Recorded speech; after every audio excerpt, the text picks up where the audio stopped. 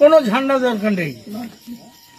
টিপাখালীর মা লক্ষ্মীর বিচার চাই, যে যার দল করুক, এরকম একটা মঞ্চেতে সবাই মিলে আন্দোলন করতে হবে। ও রাজনীতি পরে হবে, আগে মা লক্ষ্মীর বিচার চাই। একমত? সবাই একমত তো? আমি আসবো এই বয়সে, আমি প্রতি সপ্তাহে দরকার লাগবো। আজকে হাইকোর্টের তো রায় ভালো হচ্ছে, কেস গায়েব করে দিয়েছিল। আজকে উকিলরা এসে এইখান থেকে অনলাইনে হাইকোর্টে কেস করেছে। এবার দিল্লি এইমস সেই হাসপাতালে পোস্টমর্টম হবে, আর পক্সো মামলায় কেস দিতে হবে। আর এদিকে আমাদের রাজ্যের মুখ্যমন্ত্রী বলছে তো সামান্য ঘটনা কিছু না, রোজই ঘটে। এরকম 9 বছরের একটা শিশু, আমি 40 বছর সুন্দরবনে, রাজনৈতিক ঝামেলা অনেক হয়েছে, কিন্তু এরকম হয়েছে ঘটনা বলো তোমার কোনোদিন হয়েছে? আমরা তো প্রথম থেকে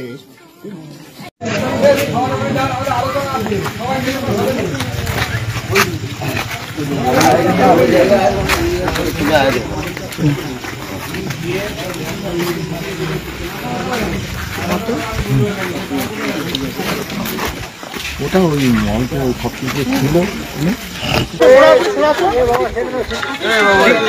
দিদি প্লিজ একটু একটু বলে দিন। এই যে একটু পিছিয়ে আসো, অন কর দেখি একটুখানি জায়গা। হ্যাঁ হয়নি,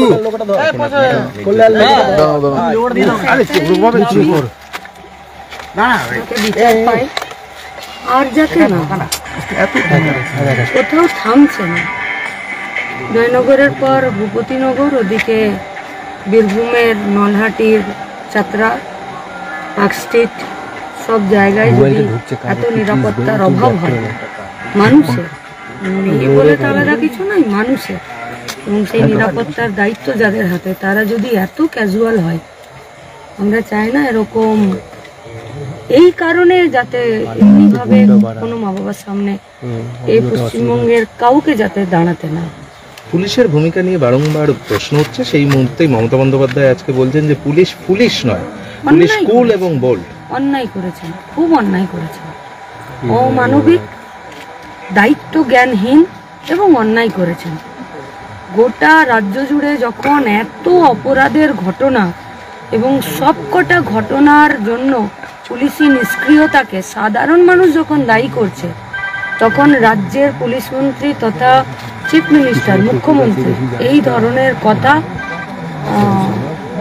উচিত নয়, একদম অনুচিত কথা। বরং দায়িত্ব নেওয়া উচিত ছিল, এবং এই দায়িত্ব কি করে বাস্তবের মাটিতে পালন করা যাবে তার কিছু 2-1 লাইন বলতে পারতেন, যদিও বলার মুখ বোধহয় আর পুলিশ মন্ত্রীর নেই। আমরা এখানে সব কারণে আসিনি, আমরা শুধু এসেছি যে বাচ্চাটি এতটুকু, তার মা বাবারও বয়স খুব একটা নয়, আর যাতে এই ধরনের কোনো পরিবারে এই ঘটনার জন্য রাজ্যের কোনো মানুষকে, কোনো ক্যামেরাকে, কোনো পুলিশকে, কোনো ডাক্তারকে, কোনো উকিলকে এই কারণের জন্য যাতে এই রাজ্যের কোনো বাড়িতে না যেতে হয়। মুখ্যমন্ত্রী বলছে যে 3 মাস পুলিশের সময় দিয়েছি আমি ফাঁসির ব্যবস্থা, কি বলবেন?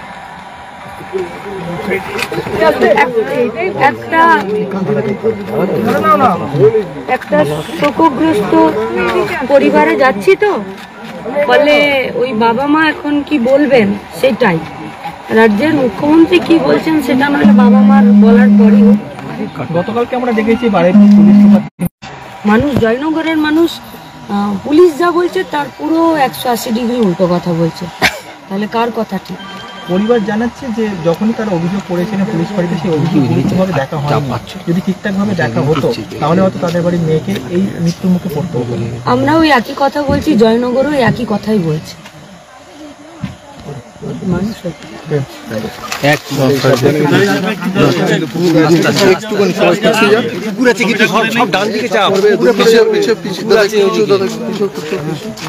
স্লোলি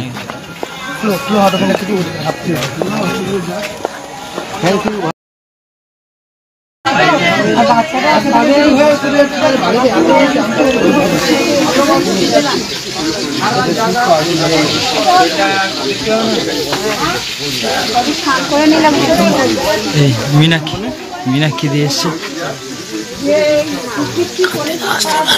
কান্তিদা এসছে, মীনাক্ষী দিয়ে এসছে, সবাই এসছে।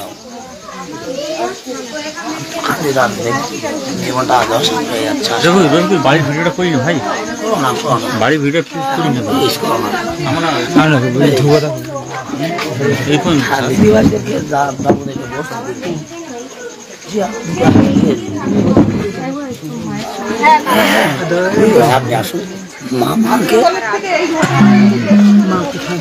আছে উপরে আছে, যান।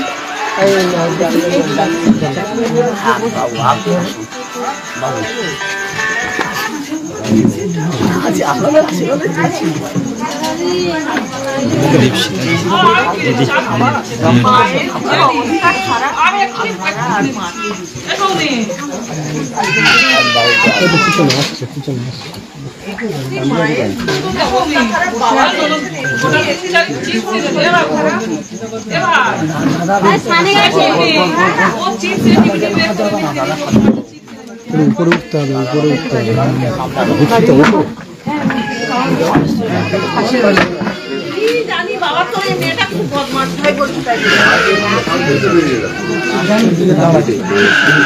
সৌমেন, আমি একটু যাই। সৌমেন একটু নিয়ে যা, সৌমেন একটু নিয়ে যা দাদাদের। দেয়ালে কোথায় হাত দিতে পারবে? দেয়ালে হাত দিবেন কোথায়? ইলেকট্রিকের বডি হয়ে আছে।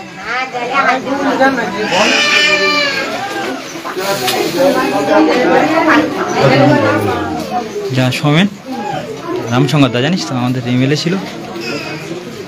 দায়িত্ব বলি কম রে, হাতে বুতে কম রে, ঝান্ডা হাতে কম রে, ইনকিলাব জিন্দাবাদ, ডিওয়াইএফআই জিন্দাবাদ। আজকের জয়নগরের বিক্ষোভ সভায় দলে দলে যোগ দিন। জয়নগরের নাবালিকা ছাত্রীকে ধর্ষণ করে মেরে দেওয়া হলো কেন? অপরাজ্য সরকার জবাব দাও, পুলিশ প্রশাসন জবাব দাও। আরজি করে তিলোত্তমা ডাক্তার বাবুকে গণহত্যা করা হলো কেন? অপরাধী পুলিশ প্রশাসন জবাব দাও। বলো না, ছাড়ো হয়েছে। খেলোয়াড় জিন্দাবাদ, ডিওয়াইএফআই জিন্দাবাদ। চারিদিকে নারীদের উপর অত্যাচার হচ্ছে, কার স্বার্থে? অপরাজ্য সরকার জবাব দাও।